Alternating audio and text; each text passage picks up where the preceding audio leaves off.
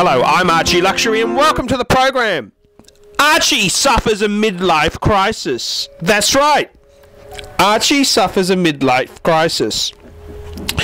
Now, ever since I've started working in the waste processing plant, I'm starting to feel good about myself again. I got a job! Fuck you, KBR! And, as a bit of American revenge, I'd like to get myself a fuck-off automobile. And I've been thinking, I've just had this crazy offer come in. I had someone who's offered me $20,000. $20,000, which is about $18,000 US for my Patek Philippe 5035. That's the annual calendar yellow gold. Now, I'm going through a midlife crisis. I spent some time with Brian, who was the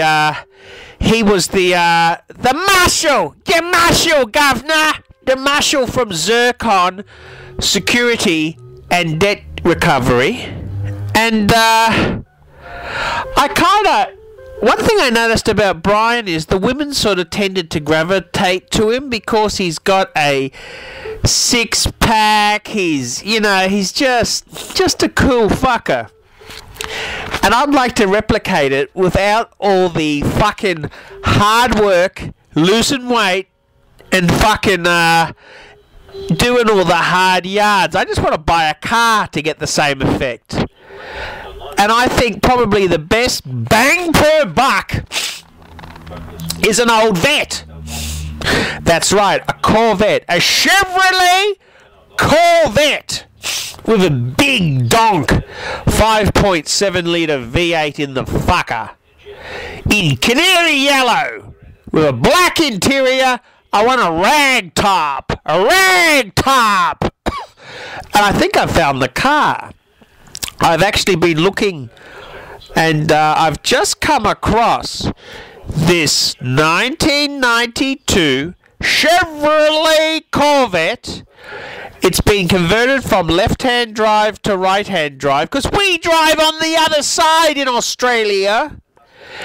And it's 20,000 Aussie, which is about 18,000 US. So I could do almost a straight swap. My Patek 5035 for the Corvette.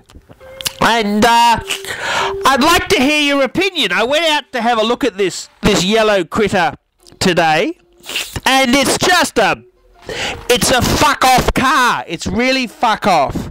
Now, I realise you guys in America, you get cars so cheap, but we don't really do that in Australia. The Corvette is very much a very special motor. It's a special motor. And they were fucking huge money. This car here, the guy who's selling it, he's owned it for 14 years, and he paid about $50,000 to $60,000 for it. And they're very expensive in Australia because they need to be converted over to right-hand drive, and they're a specialised motor. They're not like in America where they're not looked up to. So I'm kind of thinking, what do you think? What do you think? Am I crazy? Am I going through a midlife crisis? Do I need to be put into my place? Please tell me.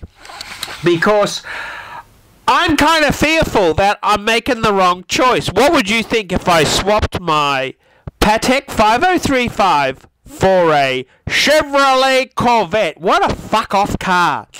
And it's in nice nick. There's a few little problems with it, but the rag top's good. I'll tell you the good stuff firstly. Firstly, mechanically, she's great. Your starter, no smoke. She's got about 200,000 kilometres, about 140,000 miles on the clock. She no smoke. She starts perfectly. The body itself, I think it's had a respray, but a very, very good respray. It's in really nice nick. The paint's nice. The alloys, the wheels, the rubber's good. The alloys are good. The underbody, it's all nice and clean, no rust. It's nice car. The engine bay's nice. there's a few things that aren't so good. The interior, look, the leather is good. It probably needs colouring or conditioning. The plastic, I don't know what the fuck General Motors was doing when they made these things, but for fuck's sake, couldn't they have spent a little bit more on the plastics? The plastics look a bit shit in it, you know, just the console. It just, it's just a bit tarty.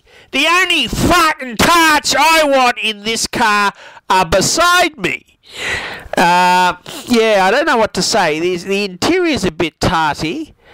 Look, it all works, but I don't know. It's obviously the right-hand footwell is smaller than the left-hand because it's been converted. So, you know, there's a few annoying little fucking things like that, but the ragtop's in nice nick. That's really good. Nice clear glass window, because when they left in the sun a bit, they go milky. They get fucking shitty. But no, that's in nice nick.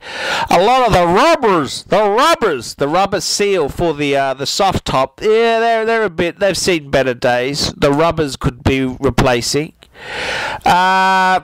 Few little cosmetic-y things need to be tidied up. A little bit of surface rust on a few little parts where water's been trapped. Yeah, it's nothing serious, but oh fuck. One thing that pisses me off with the windscreen, the way it goes around, they don't have a fucking permanent seal around it. In the bottom part, it's just sort of exposed. Those fucking Americans just trying to save every fucking nickel and dime, the bastards.